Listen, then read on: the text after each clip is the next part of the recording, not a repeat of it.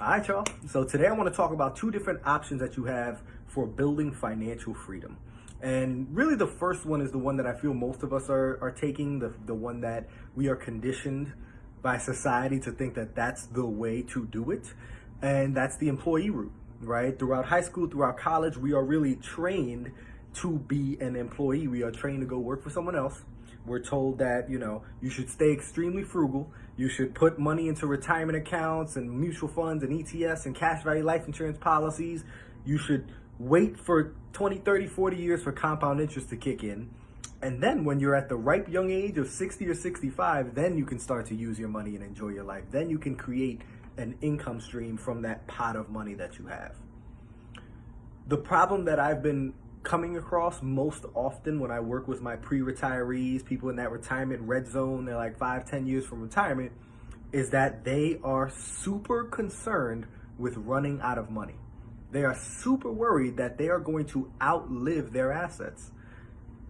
And it's because they have a finite amount of money. So now, after 20, 30 years of working their ass off and being frugal and saving all this money and investing and building this pot of money, now they're scared to lose it. They've lived in a state of scarcity. They've lived in a state of lack for the last 30 or 40 years. And it's really hard to get out of that habit. It's really hard to switch from a state of lack to a state of abundance and say, yeah, I'm going to live my best life now. I'm going to do all this. I'm going to go travel the world, not worry about losing that pot of money, right? So the traditional approach to retirement of dumping your money into 401ks and IRAs and waiting 30, 40 years for compound interest to kick in is not working for folks. It's not working very well.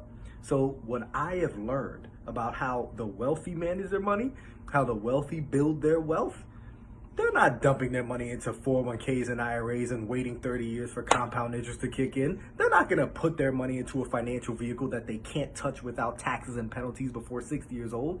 That makes absolutely no sense to a wealthy person, because they recognize that all these financial services firms out here are telling people, hey, yeah, high risk equals high reward. Give us your money because you're not smart enough. We're smarter than you. We're going to invest the money for you. And just make sure that you got to take a lot of risk to be able to get a lot of reward. And then they turn around and do the exact opposite. They recognize that they have to mitigate their risk in order to increase their potential gains.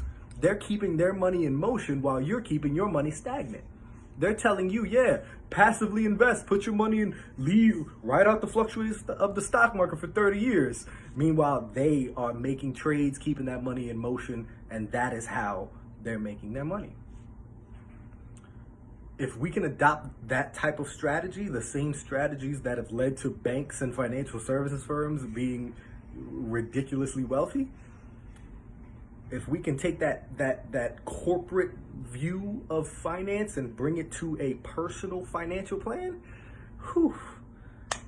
what I've learned from reading books like Rich Dad, Poor Dad by Robert Kiyosaki, Tony Robbins' book, Money Master Game, Garrett Gunderson's Killing Sacred Cows, T. Harv Eker's Secrets of the Millionaire Mind, all of these wealthy people, they're very adamant and very clear about the fact that the path to financial freedom is building assets that provide a consistent, predictable stream of income.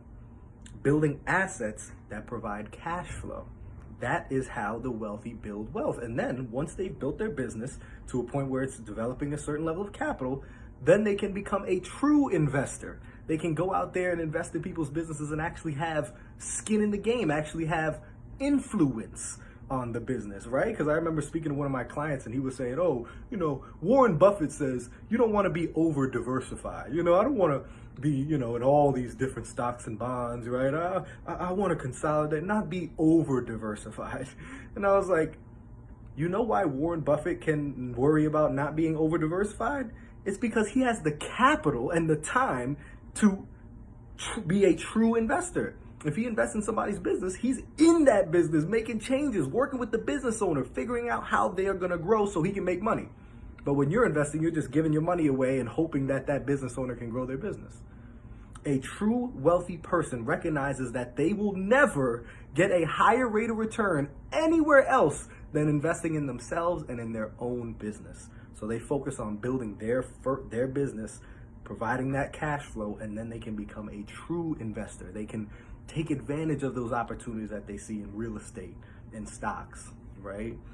That is the path to financial freedom that I am taking and that I'm working to help my clients take, because after working for 5 years in this financial services industry and seeing how they teach people, yeah, dump all your money into these retirement accounts, wait 30 years for compound interest, and they're saying that that's the only way to build true wealth, it just doesn't sit right with me. And I need to make sure that you guys know that there are other options out there, and to empower you to see what's possible for you, to open your mind to what is possible for your life. Because anything you can imagine, you can make it into a reality as long as your thoughts, words, and actions are in alignment. So I hope you got some benefit. I hope you understand the difference between those and why that employee route, right?